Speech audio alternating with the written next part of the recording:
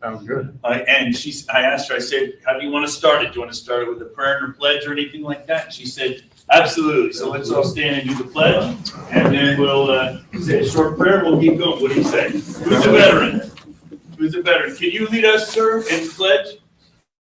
Pledge allegiance? Yes, sir, please. I pledge Allegiance to the flag of the United States of America and to the republic for which it stands, one nation under God, indivisible, with liberty and justice for all. Bow your heads. Thank you, Lord, for this opportunity to be together and to learn and to think.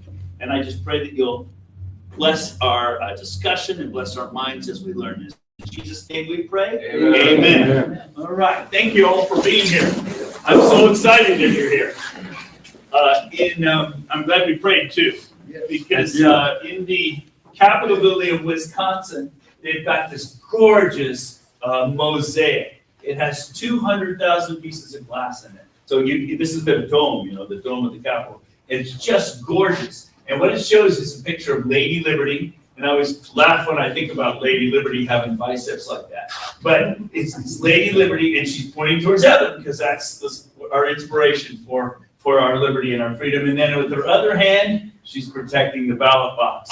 And I know it doesn't look like a box, but in Greece they had glass bowls for their election, and they used glass because it's transparent. And so you couldn't cheat because everything was transparent in the election. So anyway, I love that because that's how we have liberty, right? Well, I'm so glad to be here. It's been a while since I've been to Coos County. Last time I was here, we were doing that debate with Justin Grimmer. I don't know if you remember that debate, but the commissioners set up a meeting, and there's somebody out there who likes to argue with me.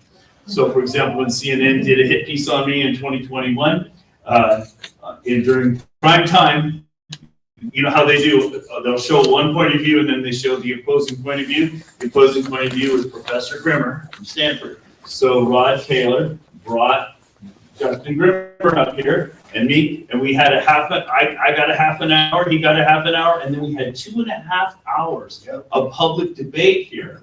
And I just think that was amazing. I would love to do that anywhere, anytime. I thought it was a very productive day, so that was fun. So it's been a while since I've been here, though, and I'm glad to be here. Now I'm on a tour right now. It's this first batch here, and I have the lovely Teresa to thank for that. She greeted you at the door. She's been organizing these for me, and she called it an Oregon Blitz because I'm here a week every month for 4 months. What the heck am I doing in Oregon, and why? By the time I leave today, I want you to understand why I'm putting so much emphasis on Oregon. I actually think that you guys may be the key to the whole country in terms of fixing our elections. So, wow. I'm pretty excited about it. Now, I've been to a lot of the counties already, and I've been coming to Eastern Oregon. I'm sorry, that's West, right? West. I've been coming to Western Oregon since 2021 pretty often. And so I already have teams, I call them, in multiple of these counties. Really good teams, very advanced. They've already done tons of research. They already put together what we call our evidence binder, where we collect evidence of fraud. And we actually find real fraud in each of these counties, and we organize it into cases. We bring it to the sheriffs. He put case numbers on it. We're going to do that same thing here. And we've already started that process actually here in Coos. So that's going to be what we do. So I've been over here for a while. And then, you have to forgive me, but I really didn't know what I was doing in 2021. Mr. Lindell made a movie about me. Suddenly 12 million people who knew who I was. And they were inviting me all over the country to talk about election integrity, which I did know about, but I didn't know about strategy. I was just thinking, gee, if I just show people what's wrong, they'll all jump right in. I had to learn that isn't the way the grassroots works. I had to learn that. When you're a physicist, you kind of live in the ivory tower a little bit. Physics is actually quite easy. You have controls, you do experiments, you get results, you write a paper, and you kind of go in that cycle. The public is different. The public, you can show them the facts, and that doesn't mean they're going to do anything. So now you have to show them the facts, you have to give them a plan, you have to implement it, and there's stuff going on there. So anyway, I've been coming here because I was being invited, and then something really interesting happened. I met with the sheriff up here, and I didn't tell you the name kind of on purpose, but I met with the sheriff up there, and he showed him the evidence in his own county. He's like, why aren't you talking to all the other sheriffs over here? And I said, well, nobody invited me. So he called him. So I've been starting to go over there, east of the Cascades, and holy mackerel, are they on board with this? So this is pretty exciting. I think we're going to have a statewide movement, and I want to describe that to you today. And I think it's going to be nationally important. So I'm so glad to be here. There's this mountain range here that kind of decides the way your state works. Now, in preparation, I did a interview with Scott Kesterton. Some of you may know who he is, and that was a really cool interview, about an hour and a half. I also did an interview with Rick Dancer to kind of get the word out. And this morning I was on your program, what was it called? Party line. Party line for a few minutes to kind of get the word out that I was going to be here. And then after I talked to Rick, right around the same time, I wrote this text so that everybody knew what I was coming here to say. I lost Katie already. She forgot her phone number. Oh, okay, good. Because Katie is a good target for me tonight. I mean this in a playful way. She says she thinks everything's good, and so she says I'm here to be convinced. So it's my job to give her the evidence, and hopefully I'll convince her. So let's find out how I do. There you go. Oh, that's not it. Okay. So anyway, I wrote this text. It says the state of Oregon has about 3 million voting age residents. That includes non-citizens. So Oregon's got about 3 million people here, 18 and older. With me so far? 3 million people. According to the official state records for the 2024 general election, there were over 3 million people listed in the voter rolls. So you got 3 million people that live here that are 18 and older, but you had 3.1 million listed in the rolls as 18 and older, eligible to vote. With me so far? So you have more people in the rolls than people. And about 2.3 million people voted in the 2024 election. Last week, so you can see what this was, it was about a month ago, Oregon election officials announced that they're going to be removing about 800,000 inactive voters from the rolls. These are people who don't vote because of the Judicial Watch lawsuit. Exactly. So in other words, 3.1 million minus 800,000 people who don't vote. With me so far? 3.1 minus 0.8 is 2.3. You had a 100% turnout in 2024. Right. You had, okay, that is simple math. Every one of you voted in 2024. Okay, I don't believe that, and I don't think you believe that either. So that's something to think about, right? Now, this is their own numbers. This is not my numbers. This is their numbers. So I'm going to talk a little bit. In other words, every person in Oregon voted in the 2024 general, and I said, okay, okay, I don't think so. It's already been proven in court, and that's the Judicial Watch lawsuit, that Oregon's voter rolls are out of compliance with state and federal law. I don't have to convince you of that. It's already been proven in court. Your voter rolls are out of compliance because you're not cleaning them up the way you're supposed to be doing and the way you agreed to do it based upon you accepting federal money. So that's already proven, so I don't have to prove that.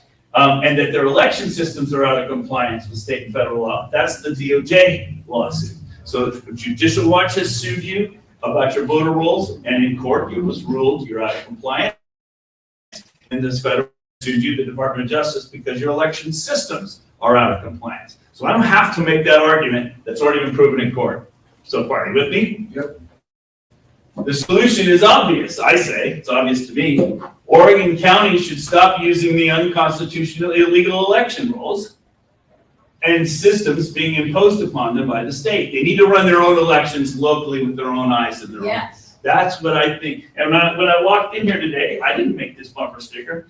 Somebody else did. I love this. Who wrote this? Restore trust, return to precinct voting. Good job. That's exactly what I'm advocating for. Because I think if you run the voter rolls and you run the polls and you count the ballots and you hang over the shoulder to make sure that they did it and everybody watches, it's hard to cheat that election. Right. And and we have integrity and we have trust in our elections then because we're running. But right now, and I'm going to teach you guys tonight what's really happening in your elections. I'll show you. Imagine, okay, here we go. They need to run their own elections locally with their own eyes and hands. They would save large amounts of money, over a factor of 10. We've been doing this all over the country. I can show you, you will save at least a factor of 10 on your elections if you'll run them yourself locally. I can explain lots of reasons why. Well, I'll get there. And you can restore fidelity to your election. Imagine that. A red county could actually have red school boards. So I'm over on the other side of the Cascade Mountains, and I was in Crook County, a nice little small county over there with 10,000 people. And they said, "What are you doing here, Dr. Frank? Everything's great. We're 4-1 MAGA over here. Well, you know, Trump won here. There's no problem." I said, "Well, tell me about your school boards." And it was like all 50 people all kind of threw their hands up at the same time. "Whoa!" I said, "Now explain this to me. You're a 4-1 MAGA conservative county, but your school boards are unanimously flaming left? That doesn't make sense. Okay, how can you be in that situation?" And they're like, "Well, yeah, I guess you're right about that." And so I said, "Well, let's just look, how did that happen?" And then I taught them in their elections, what's happening in their elections, what they need to do to fix it. So as I've been going all over those eastern counties have been easy territory for me because they're so red that when I show them the fraud, they're mad about it and they want to fix it. But at the same time, they're hard counties for me because they think everything's okay. "Well, Trump won here. What are you doing here? Everything must be good here." They don't get it, so I have to kind of go over there and red pill them, wake them up. And then once I show them what's wrong, then I show them what to do. So anyway, that's sort of fun. Instead, I said here, imagine that a red county could actually have red school boards, red sheriffs, and red county officials. The same for blue counties.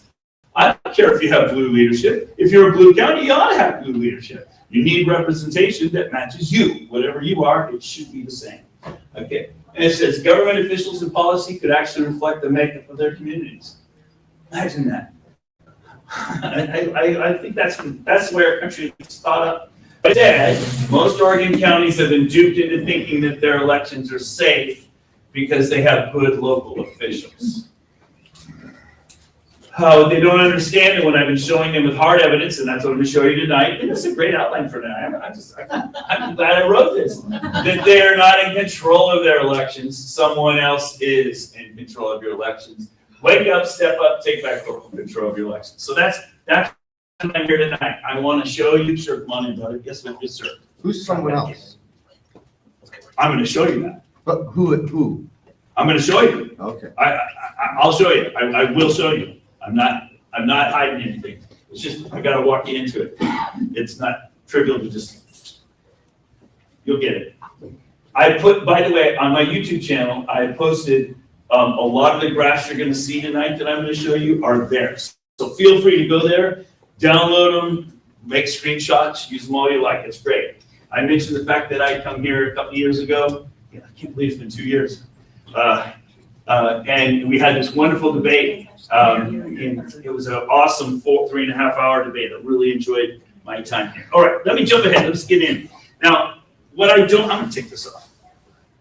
What I don't want to argue with you about, I mean, we can have the discussion, but I think it's sort of moot. I think it's sort of a waste of time, to be honest. We can argue about the machines. Now, Mr. Lindell, that's his passion. We want to melt them down and make them into prison bars. You know, that's what he says, Mr. Lindell. And I don't have anything against that. I also am not a big fan of the machines, but I don't really think that is productive for us to. Mike Gilligan? Yeah, Mike Lindell. He's awesome. But I don't think it's productive for us to argue about that.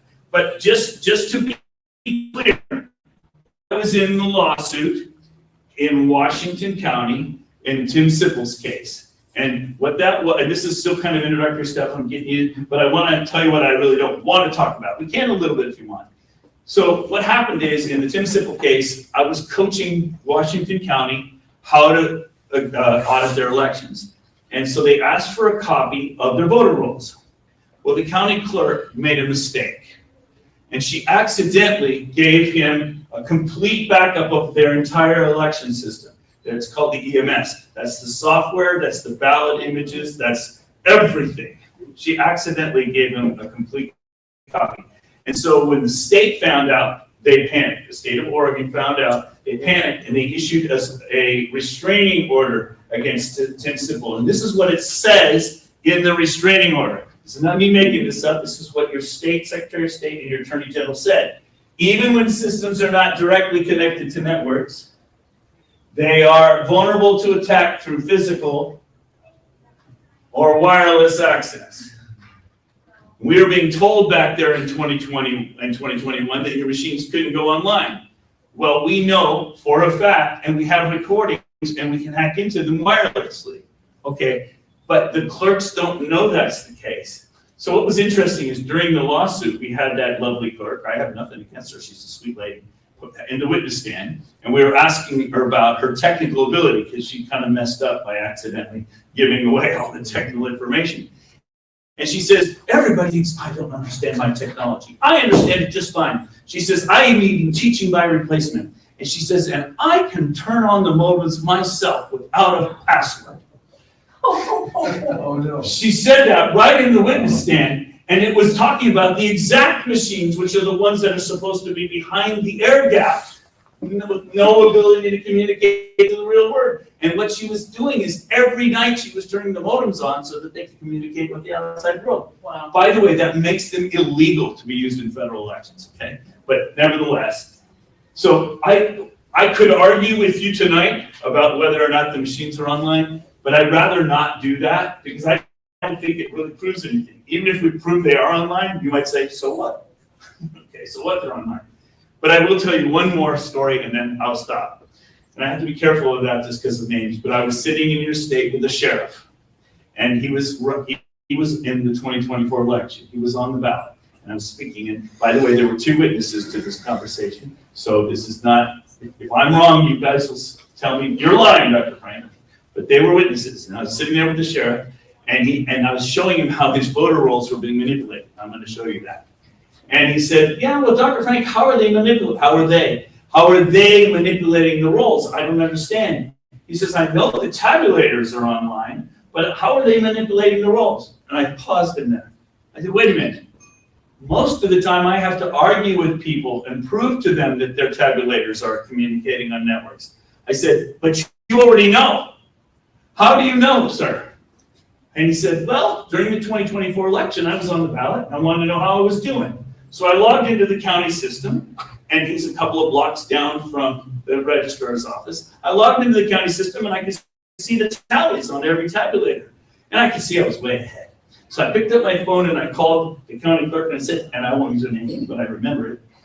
He says, hey, so-and-so, let's call her Jane. Hey, Jane, thanks for running such a good election. It looks like everything's going really smooth, and it looks like I'm winning by a large margin.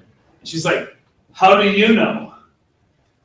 It's the middle of the day on election day. How do you know you're winning? He says, well, I'm looking at the totals right now online. And she's like, no, you can't know the totals online because the machines aren't online. And he goes, yeah, they are. I'm looking at the totals right now. And she's like, no, that can't be right. He says, go ahead, run a couple of ballots. So she runs a couple of ballots through the machine. He goes, yeah, that was, tabulator 3. It just went up 3 ballots. And she's like, what? These machines aren't supposed to be online.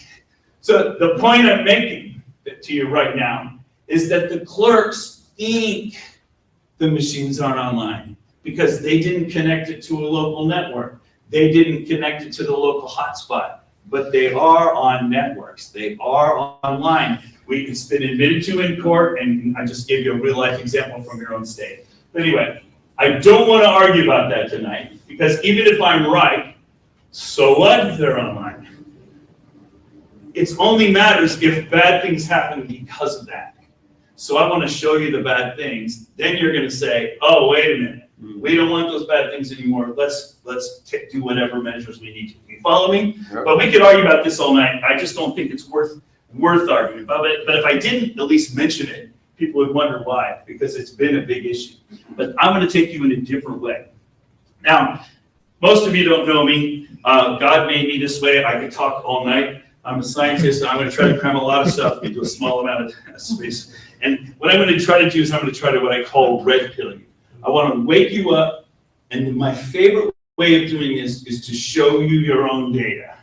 I'm not going to need to make an argument. I'm going to show you your own data, and that's my idea. I like what Lincoln said. He says, I'm a firm believer in the people. If given the truth, they can be depended upon to meet any national crisis. The great point is to bring them the real facts. So that's what I'm going to do. I'm going to try to show you your own facts, and then I'm trusting you to do something about it. And I'm going to help you too. I'm here to help. I'll be coaching your teams. All right. So before I get too far afield, I should tell you I'm a scientist. I'm a physicist.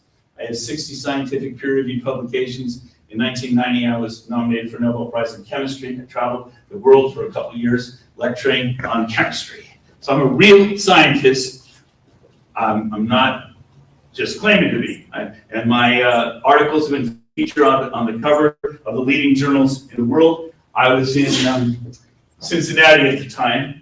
I was at the University of Cincinnati Chemistry Department, and I just couldn't handle it. I didn't care for the academic environment, so I left in 1996. And I'm a pretty conservative guy. The environment was just too woke for me. And if you know Samuel Clemens, Mark Twain, he said, when the end of the world comes, he wants to be in Cincinnati. That's what I was. He says, because it's always 10 years behind the times. And so, you know, I'm a pretty conservative guy. In other words, if it was already too woke for me, and that's in the 90s. So I'm also a scientist, I'm a Christian, and I travel the country also teaching and often preaching at churches on the relationship of science and faith. And just to give you a taste of that, I'm giving you a flavor of who I am before I walk you in. For example, people always talk about miracles, and to read the Bible as a scientist is pretty fun. So like people think about turning water into wine, people say, oh, you know, big deal, let's move on to the next miracle. Hold on. I said, wait, hold it right there. Water into wine. Water is H2O, 18 grams per mole. Wine is like 14% ethanol. That's C25H5OH. Where did you get the carbon atoms from the oxygen atoms? That's a nuclear reaction. A nuclear reaction. To do that miracle, Jesus needed four Hiroshima bombs worth of energy. That is a big miracle. And people always get tripping out about, oh, Jesus raised somebody from the dead. Nothing to that. Little electricity, you can wake anybody up, okay? But water, so it's fun. You see where I'm going. I have fun with that. I enjoy talking about science and faith. So that's another one of the things. But the main thing to know about me is that I'm a modeler. Here we go. I'm a modeler. My favorite thing to do is to take lots of data, analyze it, make a model, and make predictions. And if I can predict things, I probably know what's going on. If I fail, my prediction fails, there's something going on I don't understand. And that's basically the scientific method. You study, you make a model, you make predictions, you test it with experiment. You keep going through that cycle over and again. So I model all kinds of things. I model climate, I model population, I model epidemics, I model vaccines. Can you imagine what 2020 was like for me? I have been modeling elections since 1980, epidemics since 1981, vaccines since 2002. What a crazy person I am. And all three of those things all came together big time in 20 and 21. It's crazy. In fact, I predicted every election, every presidential election since 1980, who was going to win. Even Trump in 2016, I predicted 13 months in advance when there were 17 people in the primary, in the Republican primary. And I put all my predictions online. I always put them up ahead of time. What's that? You're that guy that predicts the presidential race every year. I like doing that. Yeah. My first failure was 20. Odds were 20-1 that Trump was going to win, and so I was at a loss. I didn't know what happened. I honestly didn't know. But what happened is the state of Pennsylvania called for an audit. Doug Mastriano called for an audit, and I was asked to come in and be on a team of 6 people that did a statewide audit. I got to see anything I wanted to see. It was awesome. I had subpoena power through the legislature. I was part of a team of 6 people. So anyway, when Doug Mastriano asked, it was the end of November, then next day, Kathy Barnett from Montgomery County called me and said, would you please look at my election because something's wrong in my county. So she sent me the data from Montgomery County. By the way, can you give me some water or something? I might have some here. Hang on. Let's see if I got some. Yeah, I'm good. Never mind. She called me. She said something's wrong with my election. So she sent me data, and I analyzed it, and I found all kinds of anomalies. And so she introduced me to the legislature, the Senate and the House side, and I showed them my results, and they liked what they saw. So they put me on the audit team for the state of Pennsylvania, first week of December 2020. So what I did, now that you know I'm a modeler, I downloaded all the data from Montgomery County since 1900. Everybody who ever was registered, everybody who ever voted, I had the whole history. What did I do? I built a model. And then I started looking for deviations from the model. Anything that deviates, I would investigate. Make sense? So you understand how I think. So what I discovered, I could tell you stories for days, but I want to get to Oregon, but I need to teach you this idea. So what I discovered in Montgomery County, they have 500,000 people in the voter rolls. 6 weeks before the election in 2020, their voter rolls grew by 50,001. 50,001 people were added to the voter rolls in 1 minute. Every one of those people voted in the election to the one. And then 6 weeks later, every one of those people were taken back out of the rolls. Huh. That was very suspicious to me. So I called Russ Diamond and I said, I want to talk to the Secretary of State. I want to understand what's going on here. And so we got her on the phone and I said, why are you removing those people from the voter rolls that just voted? She said, quote, because they moved away, unquote. Huh. And that surprised me. I'm glad you went, because I did that too. And I was confused. And honestly, I was kind of caught flat-footed and I flushed out. I didn't know what to say. I said, oh, okay, well, I'll look into it. Thank you very much. And I wasn't expecting that answer. So I went back and I started looking up these 50,000 people using the post office records and things. Guess what? They did move away 10 years earlier. Oh. So what had happened is somebody had used old copies of the voter rolls, former residents, put them back into the rolls, stuffed ballots for those people, and then the state was using the post office records to automatically clean up the rolls after the election. Follow me? So now the question is, who did that? Who did that? Who's the they in this case? In this case, so what we did is we had 4 Supreme Court cases from Montgomery County. You might remember that. I was in 2 of them. So we had a team of IT guys we brought in, and we had them scour the logs, the state logs, to find my 50,000 because that was going to be a big deal in our lawsuit. And so they found that 50,000, and in this case, we know who logged in and did this. And I'm just going to tell you, it sounds crazy. It sounded crazy to me too, but I'm just going to tell you, it was the Hillary Clinton campaign. And I called Russ Diamond and I said, I don't understand. This is 2020. What is the Hillary Clinton campaign doing in your voter rolls in 20? I don't get it. And he said, oh, he knows what that is. He sent me a newspaper article from 2015, how the state of Pennsylvania had hired the Hillary Clinton campaign to write an app so that people could go to football games and rock concerts and college campuses and register to people to vote on their phones or their tablets. And those credentials for that development were still active, which means anybody who had those passwords could log right into the state log voter rolls and make changes to it. Wow.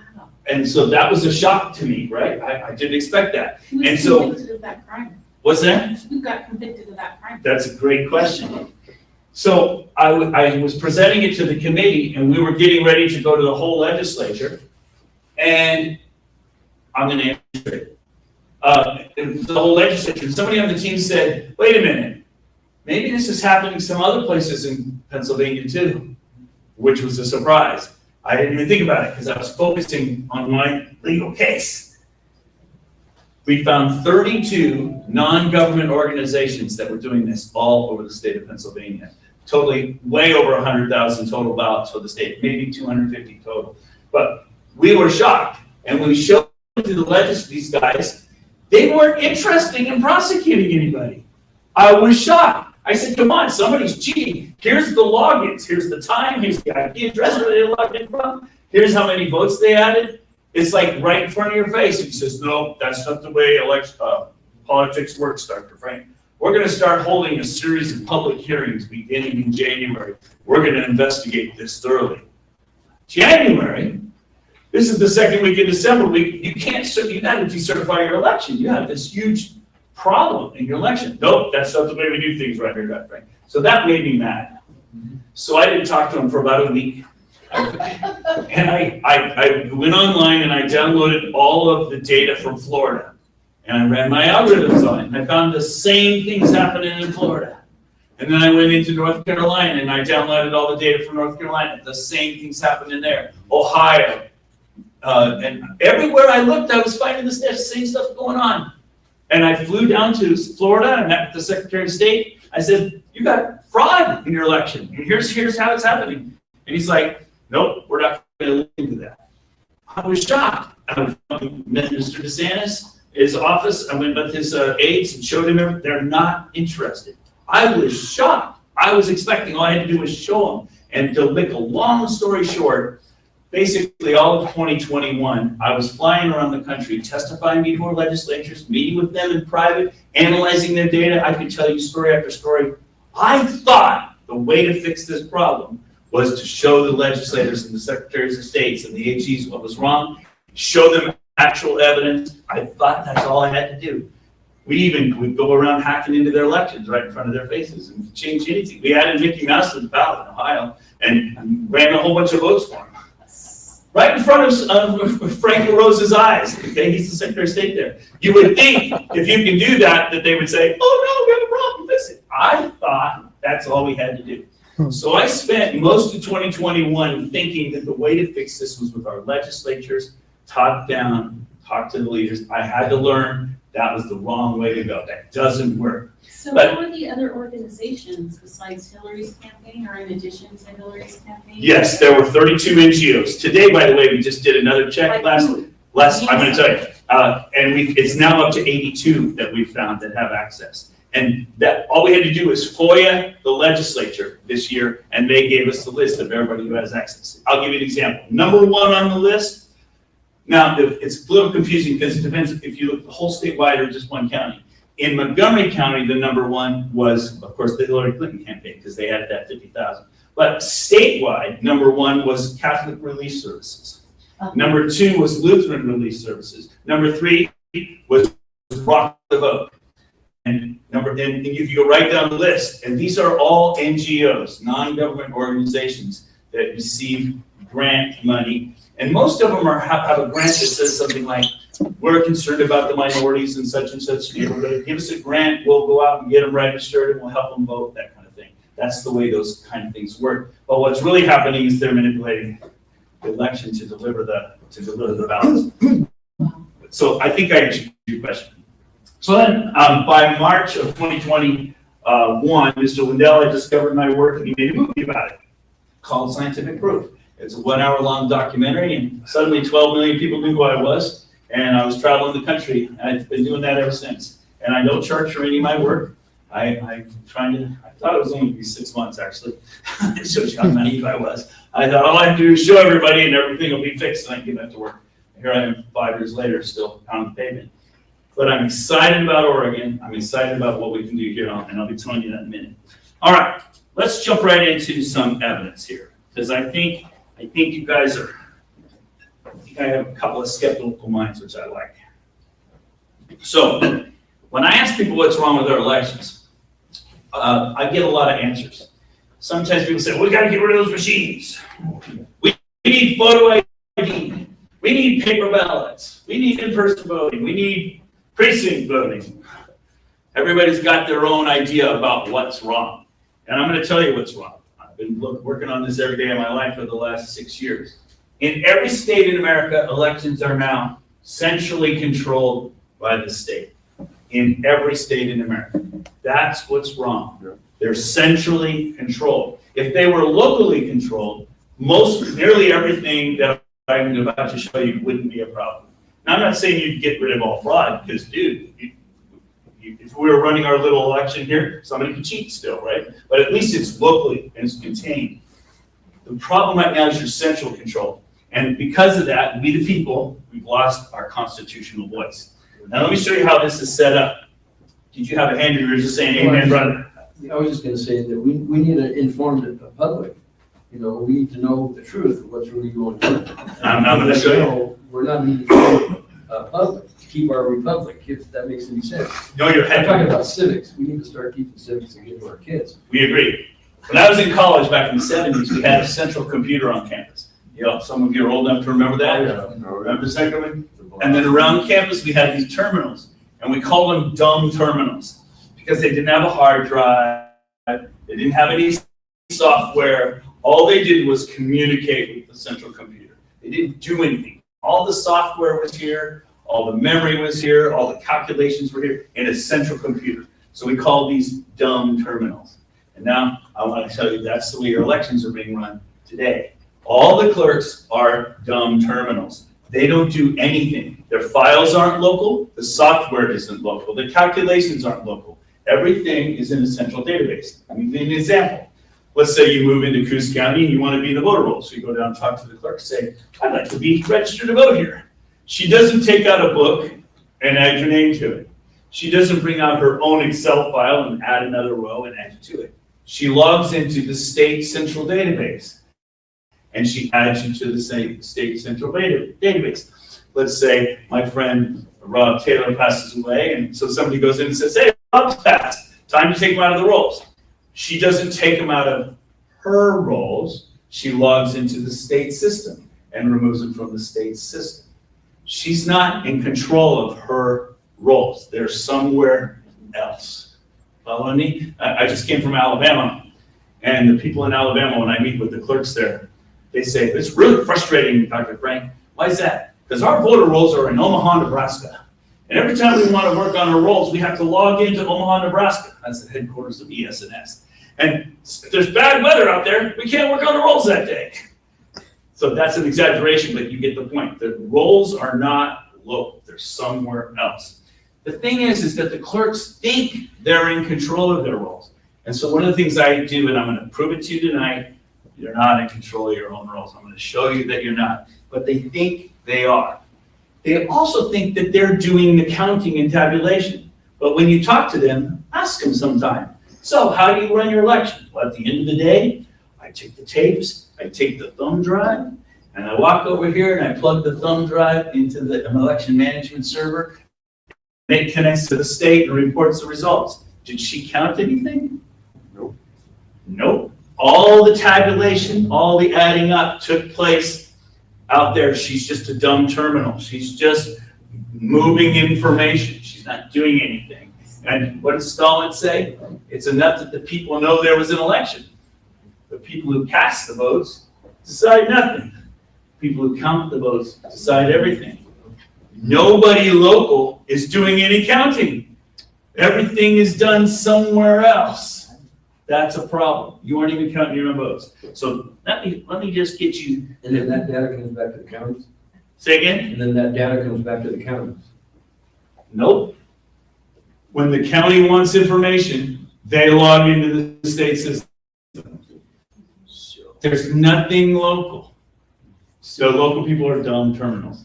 I'm not insulting their intelligence. I'm just saying there's nothing happening yet. So it's sent through an actual network, right? So So the state, yes. is that network at least highly encrypted? I'm wondering what the encryption mechanisms are. They are encrypted, yes. Okay, they're actually not crappy. Okay. Yeah, but to your point though, I sit down with a lot of clerks. You can imagine probably hundreds, dozens a year. And when I sit down with them, one of my favorite questions is, okay, so your election's done. Let's just take 2024, for example. Let's say I was sitting with the Coos County clerk today. And I said, how many people voted in the 2024 election in Coos County? And she would have some printout. And she would say, oh yeah, so and so many people. And do you have a list of those names? Well, no, I don't have a list, but I can get you a list. And so she logs on, she prints out a list. Well, the list has a different number of people in it than the number of votes that she reported. And then I'll say, wait a minute, you don't know who voted in your own election? No, because she didn't keep her own list. The whole time it's being kept centrally. And then I'll say, well, wait a minute, you've got this printout that says how many people voted here, right? Right. Let's just log into the state control system. So I'll go onto the Secretary of State website right in front of her, and I'll look up Coos County, how many people voted? It won't match her sheet of paper either. I've done this all over the country. It never reconciles. And when I do that with the clerk, they're always shocked. How can that be different, Dr. Frank? And I say, well, didn't you check? Nope, not a single clerk in the country has ever checked that I've spoken to. And the reason is because it's not on their checklist. They do once they've uploaded the data, they assume that it's there. Yes, sir. So that'd be legal, right? That would be what? Illegal, manipulating elections would be illegal. It would be illegal. So Who's then doing it? a court would have found it, right? Are there court cases that where truth is told that show these kinds of results? You mean like the conviction last week in Lodi? And Lodi, yes, we have convictions all over the place. Antrim, Michigan, they reversed that election. They reversed Dr. Shiva's case in Massachusetts when it went to court. They showed that the machines were misreporting. So yeah, we have a lot of examples. You would have expected that to make news, right? It did. Look it up, Antrim, Michigan. Look up Dr. Shiva. Look up Lodi, California. It's just last week. It was all over the news. I was just there, by the way, in San Joaquin, because we helped the sheriff there find the fraud. We caught a guy with 70 ballots on his kitchen table. He was convicted of election fraud. Okay, and he had amassed those ballots. That's not me. Go ahead, read the court case. It's right How there. did he get 70 ballots on his kitchen table? What? How did he get 70 ballots on his kitchen table? So what he did is he ordered absentee ballots remotely, and then those ballots were mailed somewhere, and then he printed his own copies and completed them on the table and turned them in.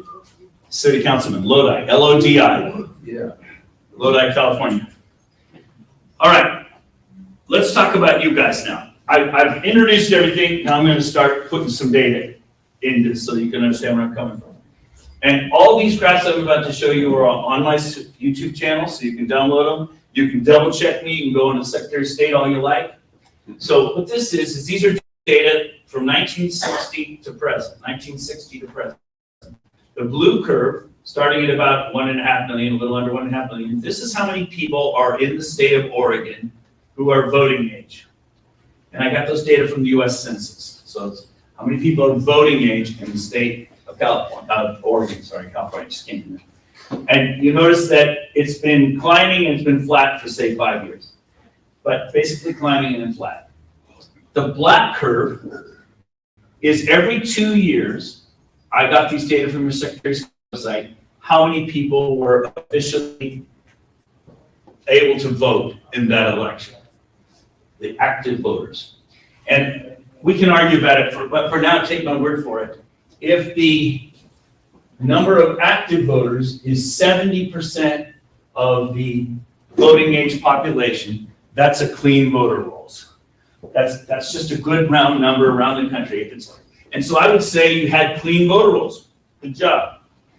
The red curve is every 2 years how many people voted. So presidential, midterm, presidential, midterm, presidential, midterm. So more people vote presidential than midterms. So these are data. Everything here is data. I didn't make anything up.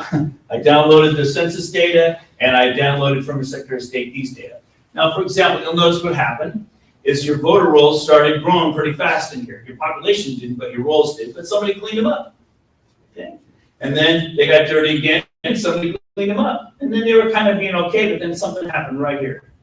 2013, your voter rolls just took off and went right past your population. Okay.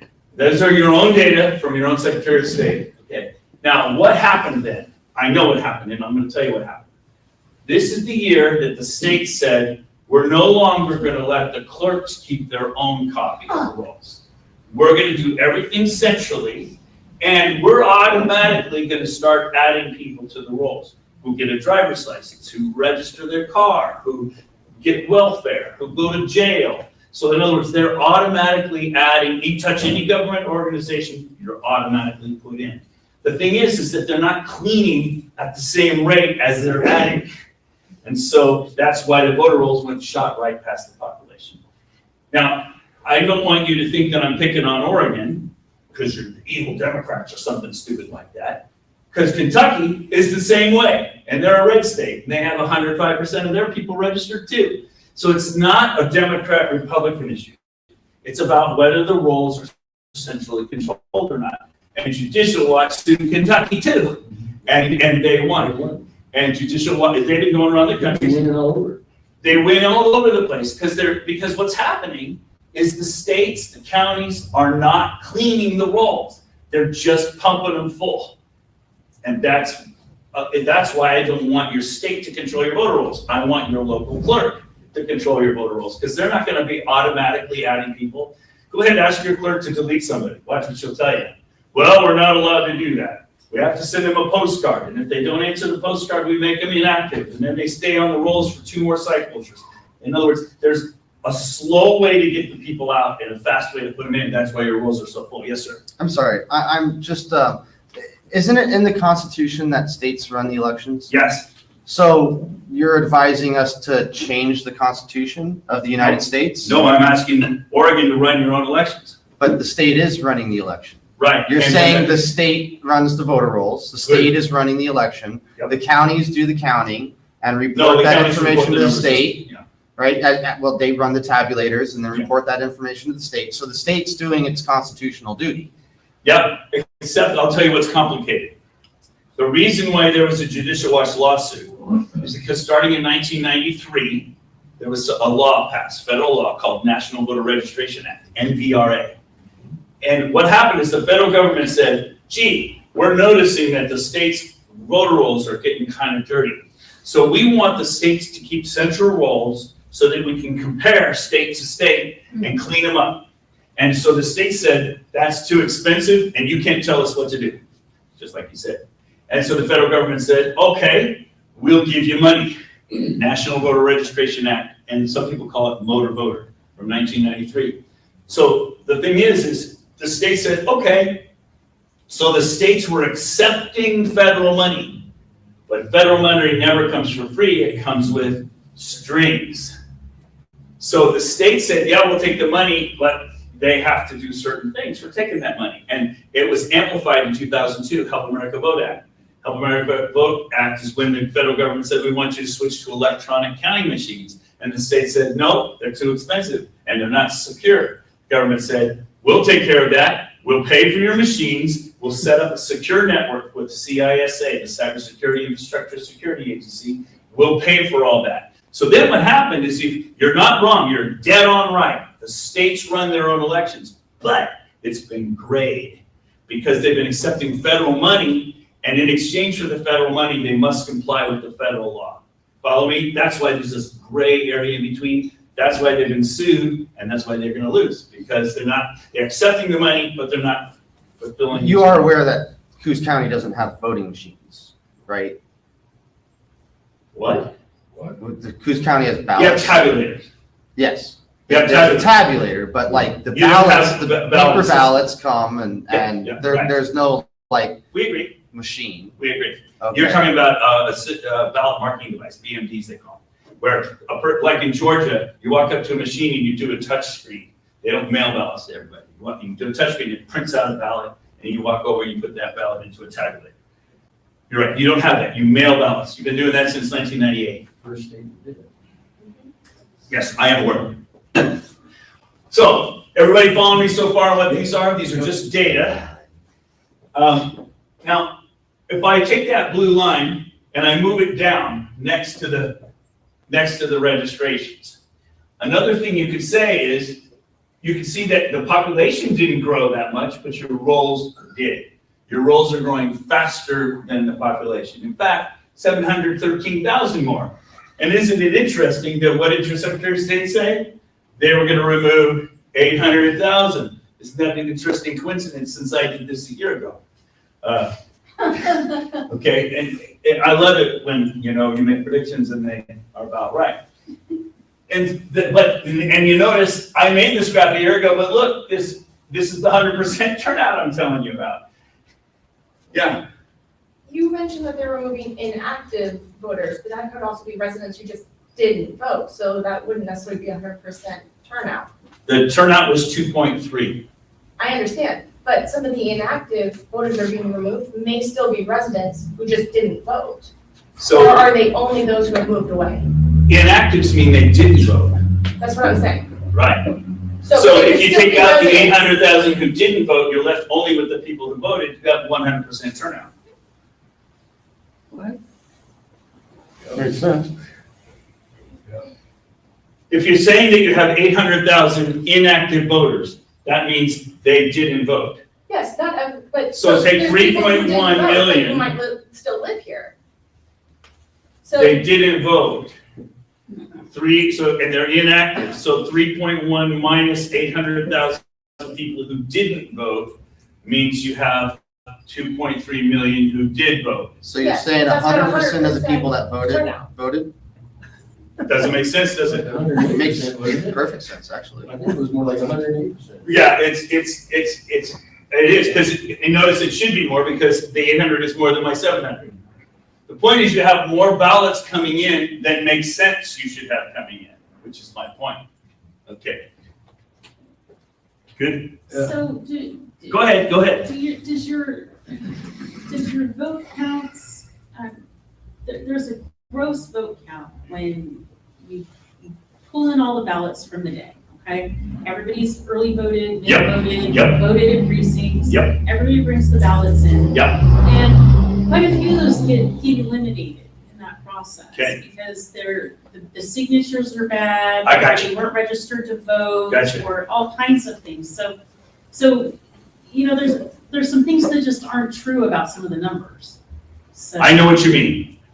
So for example, I have a copy of your voter rolls and I'm about to show you that. And it has a list of every voter in your county and whether they voted or not. And when I add it up for your whole state, I get the 2.3 million. Follow me? There's a name and there's a ballot recorded for that name that was counted. Okay. And I'm about to show you that.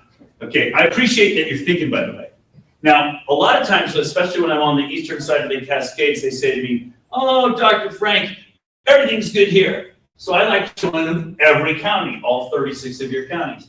This is how many people are registered in every county. It's Multnomah, obviously, and you guys are down here in Coos. So it's hard to see the small counties because of the big counties, but I'm showing you the raw data. And I love Katie earlier. She was saying, you can cheat the statistics. So I was like showing you the raw numbers first. So you know I'm not cheating. These are the raw numbers right from the Secretary of State.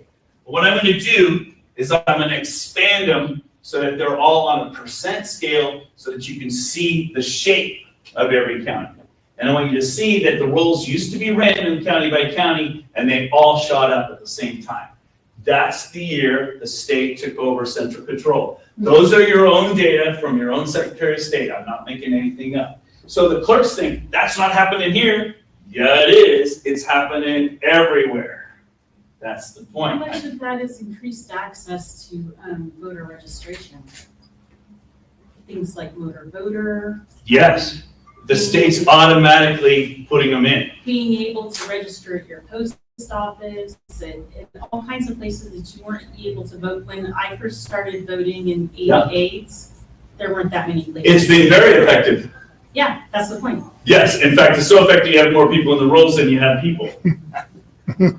And because you're adding people faster than you're cleaning up. Yep. That's the problem. Now, if I can do the same thing with your turnouts. This is the presidential, the federal turnouts in November elections every 2 years. Presidential midterm, presidential midterm, presidential midterm. This is Multnomah, obviously, and all the rest of the counties. And it's hard to see the small ones, so I'm going to do it again. I'm going to normalize them all. And you can see that the turnouts were random county by county until recently. They've all tuned up. Every county is voting in sync with every other county. And when I was in the car explaining this to Stephen, who's my roadie, thank you very much, Stephen, I renormalized the data minimum to maximum so that you can see the shape in every county in your state. You can see it used to be a lot more random. Now it's a lot more in sync. There are a couple of exceptions, like this yellow curve up here. That's Sherman. They have 1,600 people in their county. And this blue curve here, this is from Gilead. They have about 1,500 people in their county. So you notice that the small counties don't follow the state pattern. That's why you should have precinct voting. Because precincts are small 1,500 groups, 1,000 people group where you can control it. Hard to cheat in a small county where you only got 1,500 people. Everybody knows everybody. So that's a good argument. I just want you to see that. Now, I could spend more time on that, but I'd rather not. I would rather teach you this next idea because it deals with her question. I want to teach you an idea known as churn. And it's a simple way to understand it. Let's say you have 100 people in Coos County, 100 people, and 10 people move away and 10 people move in. So you had 20 people move out, 10 people move out, 10 people move in. How much did your population change? It didn't change total, just the same total amount, but you had 20 changes. So we call that a 20% churn. Your population has changed 20%. You lost 10, you gained 10. We call that churn. Let's say that in Coos County, 10 people moved out and nothing else happened. That would be a 10% churn. Your population has changed 10%. Follow me? Let's say that only people moved in and 10% people moved in. Then you'd have a 10% churn. So it's the amount of change that's happened. So we call that churn.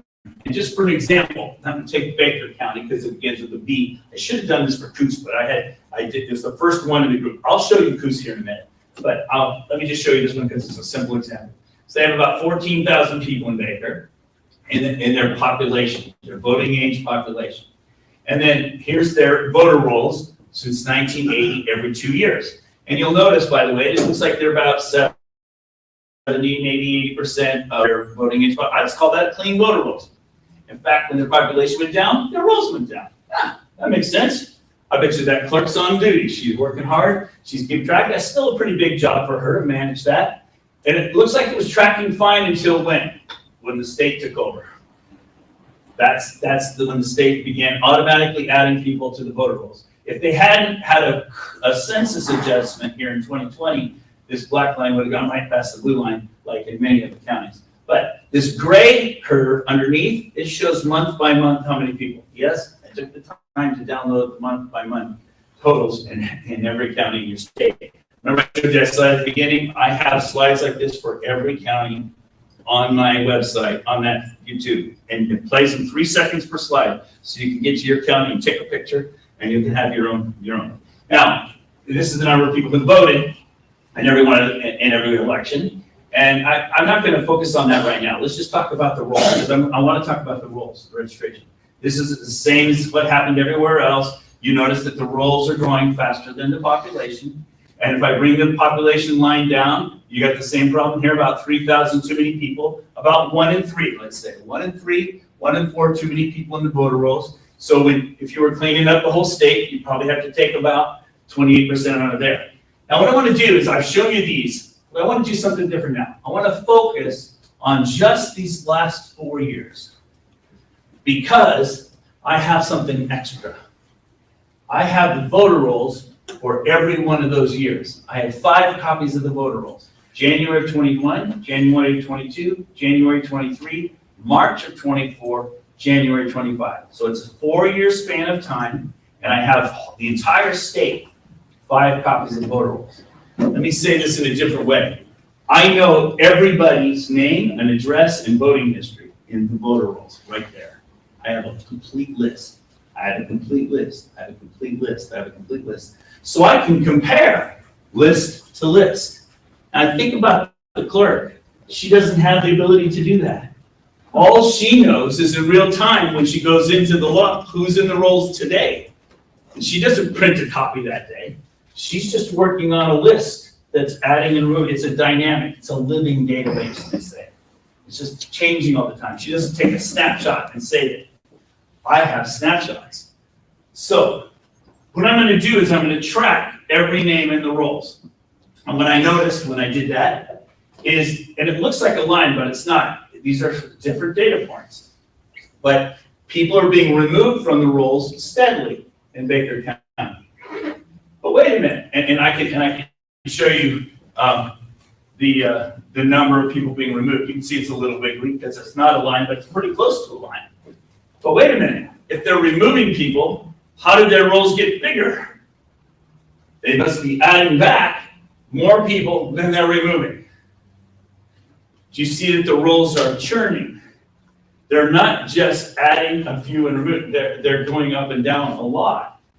The clerk only sees this total number on top, but what's actually happening is a churn. Bunch of people are being removed, bunch of people are added, and in Baker County, the churn was 40% in 4 years.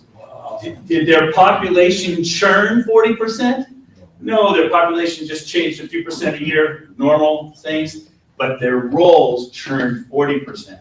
Remember when I told you I was sitting down with that sheriff who was talking about the voter rolls, he says, who's doing this? He says, I know the machines are online, but how are they doing this in the rolls, right? That was that story. He says his churn, he knows his churn. They add 2 or 3% a year in their county. He gets the list of all the new residents. He says, this can't be right, Dr. Frank. So what happens is when I show this to clerks, they don't believe it either. They don't believe it because they don't know, because they don't have snapshots of the rolls that they compare every name in every list. They only see the total. So I sit down with them and I give them the list. Here are the people that were added. Here are the people removed. It's large numbers. They're not adding them. They're not removing them. The state is. In the background, it's out of their control. They don't even see it happening.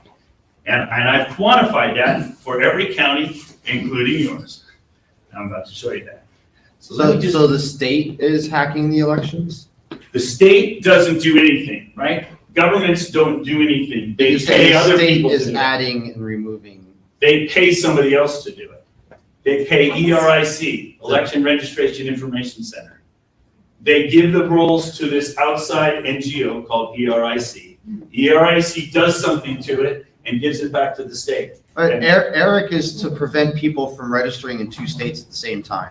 That's its intent. So Eric is to prevent voters from being on multiple states. That's its Like, intent. that's that automatic removal that you're asking for, that we don't have too many people on the rolls. If you move from Oregon to Colorado, then Eric would say, oh, Oregon, you need to remove this guy, he's now in Colorado. We agree. But for some reason, a bunch of Republican states are pulling out of Eric. 12 did last year. Yeah, so that means those 12 are no longer removing the bloated rolls while the others are. So what if I told you that the Eric states are the dirtiest voter rolls in the country? Like, how is that a dirty or clean? The states have the people and are just saying, Eric, this is what we have. So what you just said to me is the intent and the sales pitch of Eric. But I'm going to show you that Eric is failing miserably.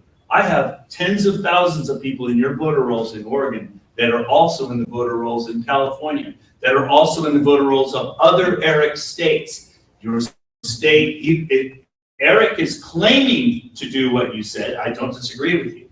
It claims to do this, but who checks that it is? Me. And I am showing you that right now. And I can do this all around the country. I have voter rolls for every state in the country, and I've been doing this now for 5 years. We've been doing our own Eric. If what you're saying is true, Yes. then people should be going to jail. But no court is taking you seriously. No evidentiary fact finder has been able to prove what you're saying. I'm going to give you a copy of the voter rolls. Statisticians from different newspapers, statisticians from different schools have looked over your data and No, they haven't. Nobody's ever seen this. have said that none of this makes sense within 5 minutes of looking at it. Nobody has even looked at this. I'm showing you Okay, this for the you've first been time doing ever. this for 6 years now, though. This is And good. in 6 years, you haven't brought a single court case that has amounted to anything. Why? Why when can't you you bring say a court case that In matters? Washington County, we proved that your machines were online. What do you mean it didn't amount to anything? You haven't changed anything with your 6 years of running around the country, except for one county in California where things have gotten really messed up. And next month in San Joaquin County and in Huntington Beach, Southern California. You want and to in mess 20 up other counties in- elections? And in 20 counties in Wisconsin and in a third of Maine and in multiple counties. But none of your court cases where fact is found have come through. Like, you can convince 3 commissioners that something's happening and mess up the elections in a county. But what court case has come through for you? I don't like court cases. I don't go to court cases because court cases. Deal in truth. What? Well, how They does deal in that- truth. Well, the court case in Judicial Watch proved you were out of compliance with federal law. Well, how does it mess? What do you want? We just proved it in court. Judicial Watch has In a court. very poor record. Very, very poor record. You know, they've won almost every one of their cases doing this. But, okay, but look, even if they did have a poor record, you lost in Oregon. It was proven in court, your rolls are out of compliance with federal law, supposedly where Eric is supposedly cleaning your rolls. It was proven you Because have filthy a rolls. DMV, And because of that, your own Secretary of State has admitted they have to remove 800,000. How about that for proof? it was, In court. a DMV made a mistake. It was a mistake. They shouldn't have done it. Those people were removed. It was fewer people than would have changed an election. Well, that's a whole And, other. and that's the problem though. You- look, You're look, right, you that can't was, change- you that can't was change a the court question. case that they You won. asked for a court case, I give you a court case. I You have to give see you, I that. give you that court case, but it Okay, didn't well, you said change there an were none. election.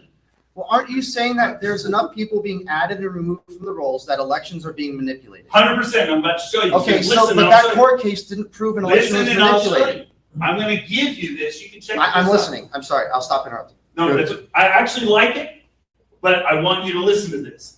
I'm Sure. gonna give this to you and you can check it yourself, and you can decide for yourself. You don't need a court case to tell you what I'm about to show you. I have 1, 2, 3, 4, 5 copies of the voter rolls. I have them for your county. I know everybody in January 21. You had 21,882 people in the rolls. Can A we year actually later, look at you had Coos County? 23,264 in the rolls. A year later, you had 22,628. Whoops, I hit a button, sorry. I hit a button, I was pointing with the pointer. Here you go. So in other words, I know how many were in each copy of the rolls, and I know how many people were removed and how many were added each time. This time, there was a glitch in my software, but I can show you, no, it wasn't, Coos County was missing data for this. So actually, these 2 copies, nothing changed. Coos didn't update its records with the state. So unlike other counties, I have this, I don't have it for Coos, but I do have 1, 2, 3, 4 complete unique copies. These 2 from the state were identical. So here, notice from January 23 to 24, I can show you who was removed, who was added, who was removed, who was added. So I can show you those names.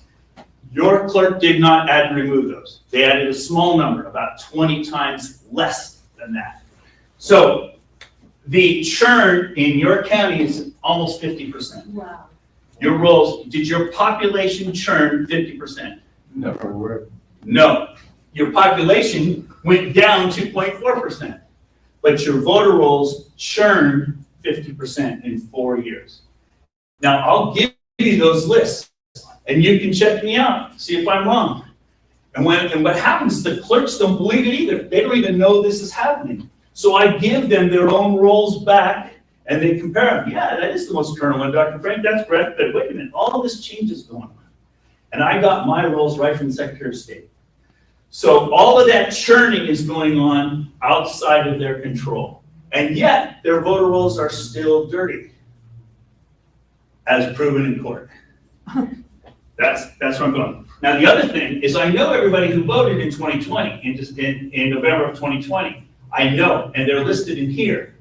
And they've been steadily being removed. You can say 1 in 6, 1 in 5, somewhere in between there. 19% of the people who were in Coos County and voted in Coos County in November of 2020 no longer are here. You've lost 1 in 5 of your population who voted. Does that match your instincts about Coos County? Did you lose 1 in 5 of your people who voted? Did your voter rolls churn 50%? Did your population churn 50%? Yeah. But the registration changes when you move. Like if I move in from North Bend to Coos Bay. Yeah, are they both in Coos County? Back, yeah, it's all. Then it wouldn't be added and removed. It would stay. So, This is only in or out of Coos County walls. So coming in and then not being there and then coming back. I find a few of those. There aren't a lot of those. People don't often move out and right back again within 4 years. It does happen, and there's some. But a lot of But people it's not the move majority. in the county a lot. Right. And I have a way of doing this. What I do, and I'm going to give this to you as well, is I take the most recent copy of the rolls, and I add back in everybody who was removed. So say, call this 60, call this, so 6250, 6550, it's about 4,500 more, so that, I'd call that about 70,000. So I'm gonna give you another copy, which I call the merged copy, which includes everybody who's ever been in your rolls for the last 4 years too. I sort them by address, sort them by precinct, and I give them to you. You're gonna be able to see the history at every address. And what you're gonna notice, when you look at your own address, you're gonna go, wait a minute, who are these people signed up at my address? Yeah. Some of you get mail at your address. Yeah. Some of you get somebody else's ballot mailed to your address. Does that happen? Happens a lot. This is what's going on. The rolls are so dirty, and it's about, let's call it 1 in 3, it's pretty close, or 1 in 4. Let's call it 1 in 4, I'll be conservative. So for every 4 ballots you mail out, 3 of them go to somebody who should get one, but 1 goes somewhere. Why is that ballot going out? It shouldn't be going out. If you think about it, you're basically flooding the pavement with ballots that people can scrape up and cheat with. That's a problem. That's a huge problem. Not to mention the fact that you're paying in your state about $50 a ballot, not for the printing, but also for the mailing and processing. So every election, think about it, you could save 25, how many people in your rolls? 60,000, so say 15,000 times $50 you could save every election. That's a lot of money. So I noticed that you have the 18.7% for the missing voters. Yeah. What is the percentage for the added voters? Right here, we could say added, you could, okay, let's do it back to the envelope. So 85, so 12, 8, 13, let's call it 13,000. So it should be about 20, 25%, somewhere in that vicinity. Okay, so then are we missing 18.7 votes, or are we gonna account for the people who have been added? There are other people that have been removed who didn't vote. That's the difference I think you just noticed. I think you were trying to add up to 49. Maybe I'm wrong. No, I'm willing to take your missing voters at face value, okay? Yeah. But shouldn't you be recognizing the added voters as well? I am, right here. Boom, boom, boom, I got a whole list Okay, of. but so where's the percentage on the site? I'm showing how many of them changed status. 17% went from active to inactive. I was showing you how many were added and removed. I could add that row, I'm not hiding nothing. Yeah, because. You can calculate it, it's not hard. The 18% is shock and awe until you consider that that's gonna be put up against the number of people who've been added to the rolls, and then the numbers are a lot closer. So your population is shrinking. Your population is shrinking. Your rolls are growing, and yet you're removing voters. That's what I'm trying to show you with this table. But I'm gonna give you all the data. You can do all the calculations you want with it. And all you have to do is ask, and I'll give you an FTP link, and you can download the data. You can have it for yourself. You can add up anything you want. I'm not trying to make any point. I'm showing you that people who voted are being removed. And when you show 20% are being removed, that should stun you. Whoa, how many did we lose? 1 in 5 of our voters? I don't. Well, if you just said that one in 5 of the people on the voter rolls shouldn't be there, then what that's telling me is that Coos County is doing their job. The people who shouldn't be there don't usually vote. I know what you need to see. Let me go there. You're gonna like this, I think. Let me show you this one. Here we go. I've got a graphic for this. Oh, where is it? All right, I'm gonna close this. Hang on. I somehow didn't make it into my presentation. I know exactly what I need to show you. I know what you need to see. Okay, hang on. I like your questions. I like it that you're pushing back. Let me fix that. Here we go. Straight return. I've got this.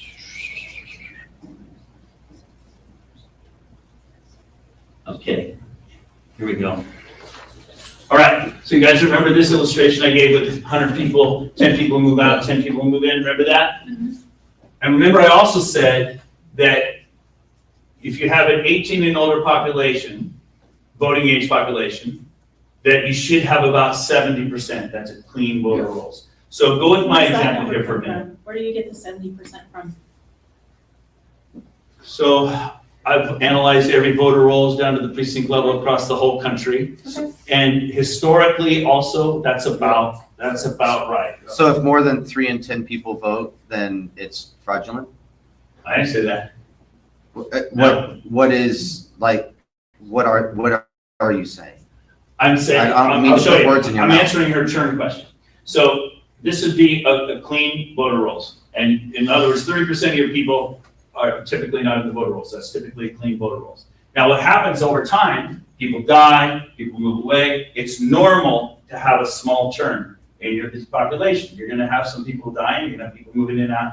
But what's happened in your state is you've inflated your voter rolls all the way up to 100 plus. And what's happening is not your real voters that are churning. It's all the ones that the state are adding and removing. That's where the churn is happening. So it's like you constantly have a new source of names. They're not the real residents. They got put in for some reason.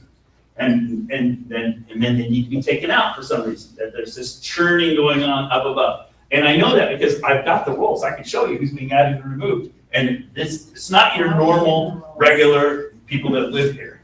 There's a churn happening on top. That's what that's what I'm trying to help you with. Yeah, no, it's not about the churn. I just think it's not entirely transparent to put that 18.7% up there without putting up the number of people that were added. That's all. I wasn't hiding it. I have put the numbers right there. Who are added. There's a way people So- can get those statistics, right? They're right there. I put them in the table. Then do your homework, people. Well, so it just shows, like you said, they took almost 1 million people, 800,000 people, and took them out because they were fraudulent to begin with. Fraudulent, I would not say. Well, I would say. I would say they got put in by some automatic system and they're not real voters. But They're they not- used them, What's that? but they've used. But and a lot of them, see, here's the thing.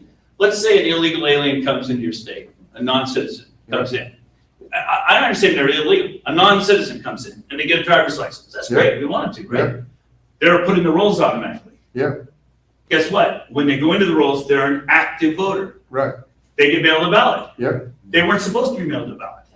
Okay, now when the state comes back and says, oops, we made a mistake. Remember the state admitted they made a mistake? Yeah. Put a whole bunch- Then they take them back out. right, when Okay. they're caught. And that's a churn. I wouldn't call that being caught. Nobody did anything wrong. It was a glitch. They automatically added people they shouldn't have put in. And I wouldn't call that fraud. But they put in a ballot. Well, okay, now wait a minute. I didn't say that that non-citizen put in a ballot. If the non-citizen put in a ballot, that's not fraud. That's illegal. They're not entitled. They're not legally entitled to No, vote. okay. Fraud would be as if I put in a ballot using your name. Non-citizen comes in, they get their driver's license, they get a ballot. Did I? A non-citizen gets your driver's license, they get put in the voter rolls, a ballot gets mailed to them, yes. Correct, okay. That's not fraud, that's a stupid system. Yeah. If they voted with that ballot, that's illegal. So it seems. If somebody else takes that ballot and casts it in their name, that's fraud. Thank you. Yeah, My point made. Yeah, gotcha. So let's look at Josephine. Did I show Josephine already? No.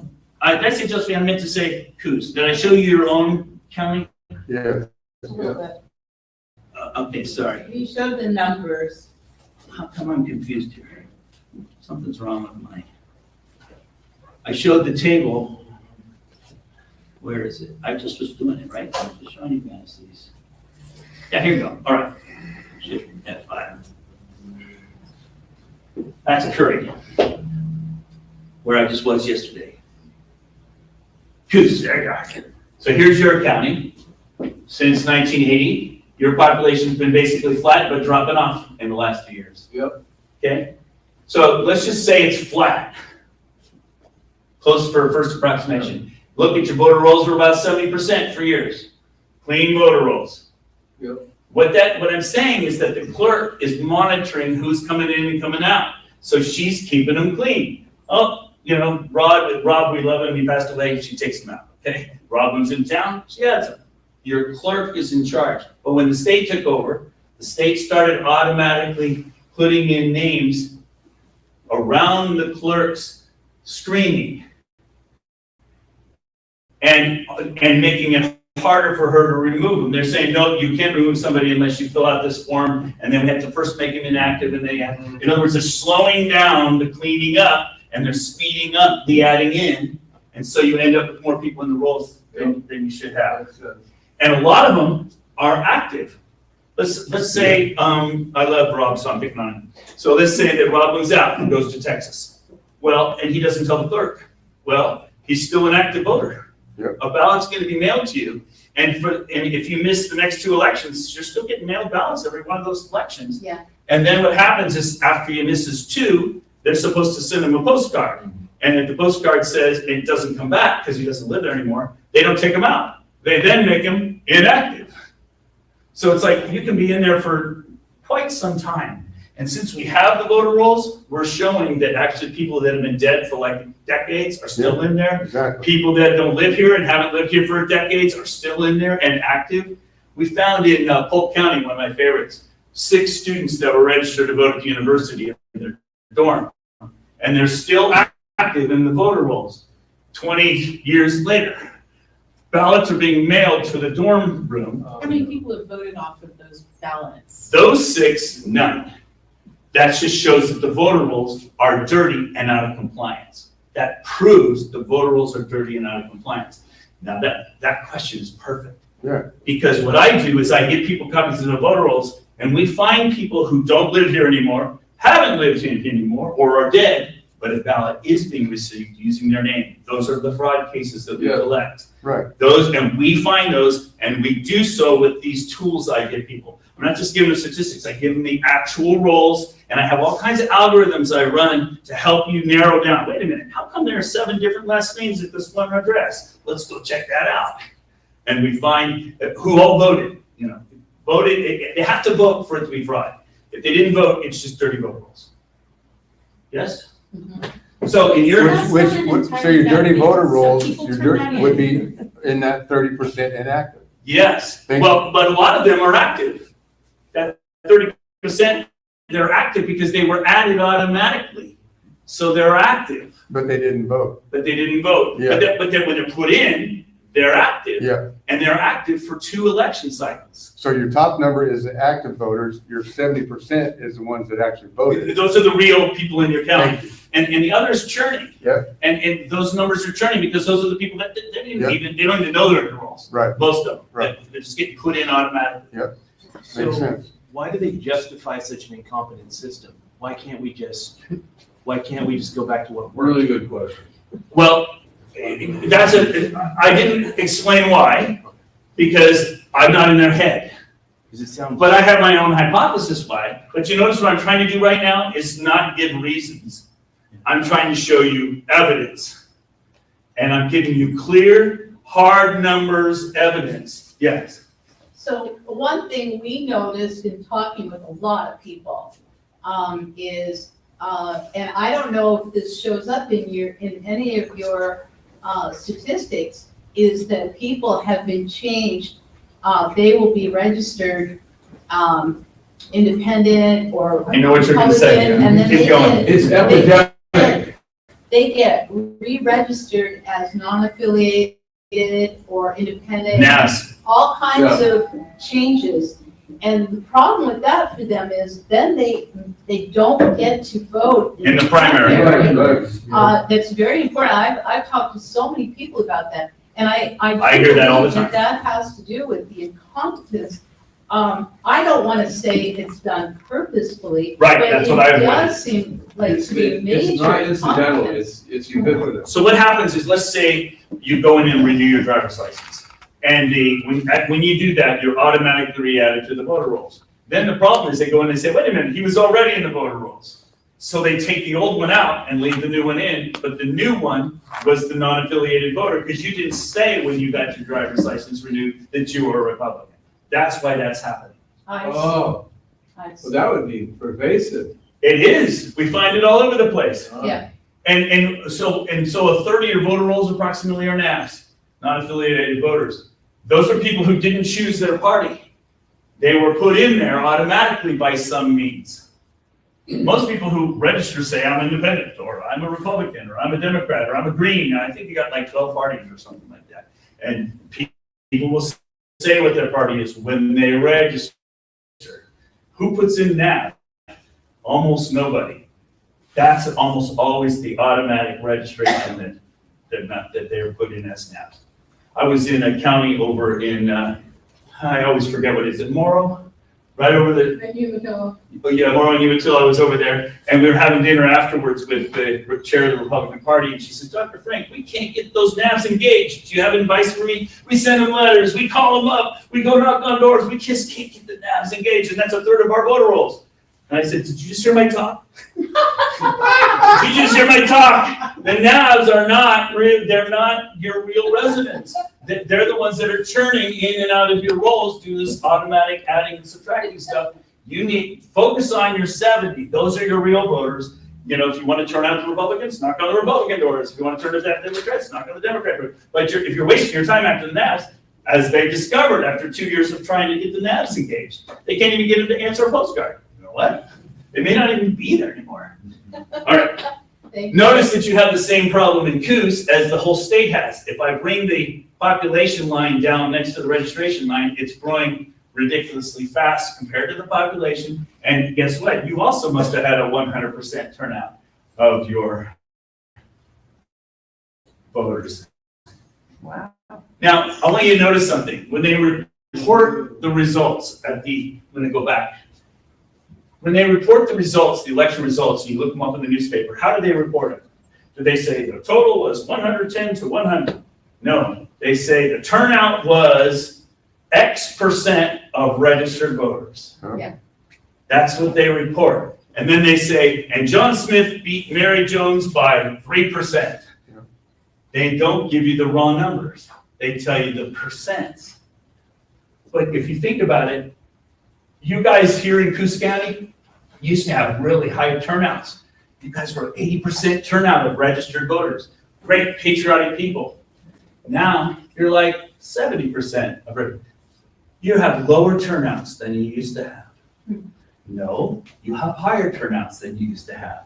If you look at the numbers, the raw numbers, when they say you had 70% of registered voters, but registered voters is inflated. When you hear percent, you need to think percent of what? You have more people voting than you've ever had. Even though your population hasn't changed much, boy, you really increased your voting. Way to go. See what I'm going? Yeah. Okay.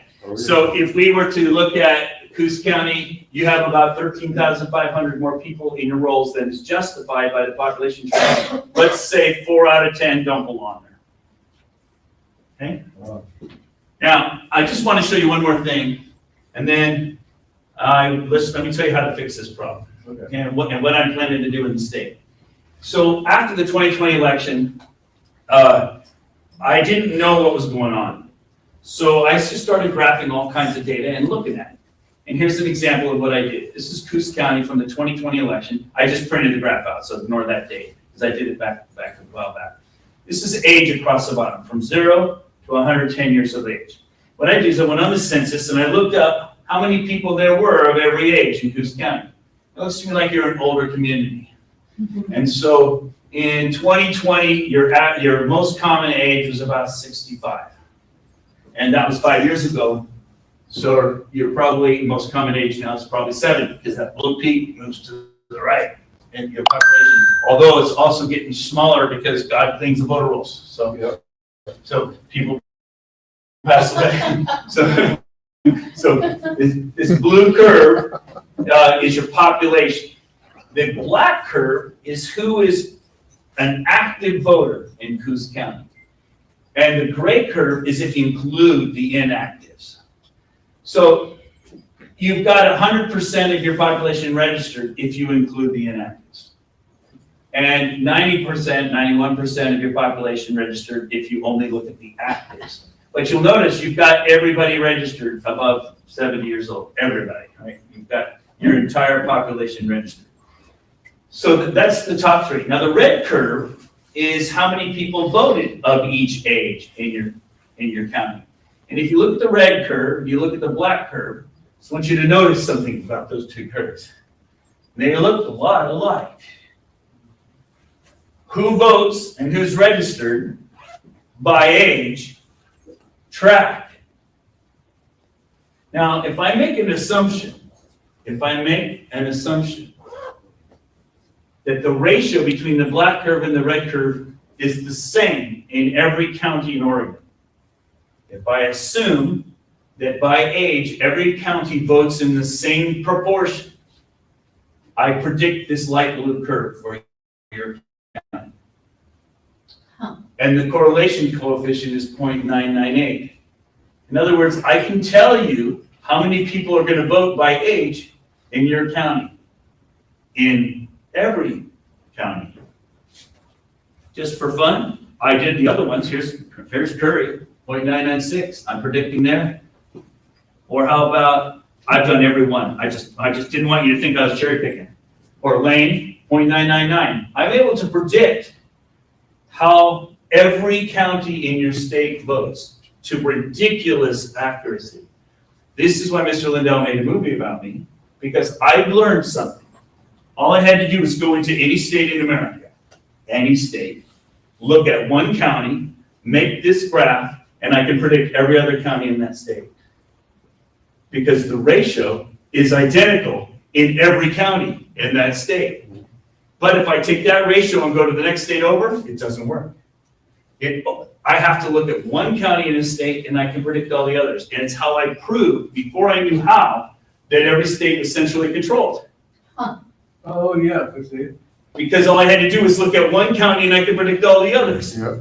But it didn't work to predict the next state over. I had to look at one county there and then I could predict all the others. And so it's how I proved. I know these elections are centrally controlled. I can predict them to ridiculous accuracy, preposterous accuracy.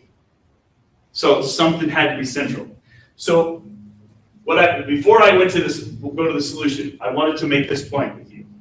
The roles are not under your control. The state is centrally controlling them. Your election reporting, your election tallying is not under your control. And I just proved to you that the tallying is also centrally manipulated because it's the same in every county. It doesn't matter. You could be a big county, small county, rural county, urban county, green county, hairbun county. I don't care. They're all the same. They all vote in the exact same relative proportion. There's something wrong with that. So if they're centrally controlled, that's what I want to change. I want to change away from having somebody else control your elections. I want you to be in control of your elections. Once you're controlling who's on the voter rolls, once you're running your own polls, then you can trust your elections again, because you know everything is under your eyes, under your hands. If you don't like the count it again. Right now you can't, because it's locked up and sent off somewhere else, and you have to get a court order to get access to it. It should be in your hands. Remember the glass clear bowl of Lady Liberty. You should have everything transparent. Now, in Shasta County, Northern California, we've just accomplished something amazing, and I want to show that to you. You're gonna, when you see this, it's so impressive. It'll be part of the mythical state of Jefferson. So Shasta County, they're all mail-out ballots as well. Over here, where they do all the signature verification, they have 75,000 population there, and they have tabulators.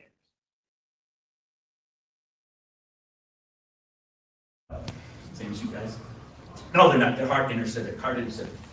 What they've done is, if you'd come into this room a year ago, there was a fence right here with spikes on the top.